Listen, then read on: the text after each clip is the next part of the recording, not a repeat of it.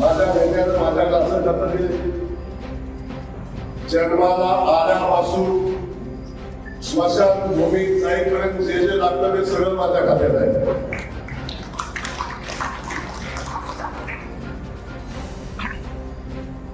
जन्माला आल्यावर जे लागतं, आमच्या महिला भगिनीबद्दल तुमचं उमेद बचत गटाचं सगळं काम माझ्याकडेच आहे.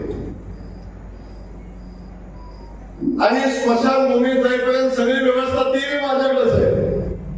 तर बिलकुल चिंता करू नका. गोपीचंद मी जेव्हा भावाचे मित्र आहे आणि माझ्या खात्यामध्ये गोपीचंदला लो बजेट आहे.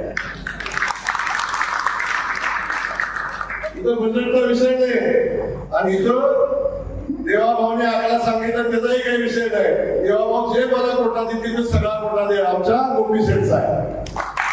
काळजी करू नका. गोपीचंद रेवंत सिद्धांत सांगितलं, मी आज सांगून जातोय 2 वर्षाच्या आत रेवंत सिद्धाला 5 कोटी रुपये ग्रामीण विकास खात्याच्या माध्यमातून आपण देऊ.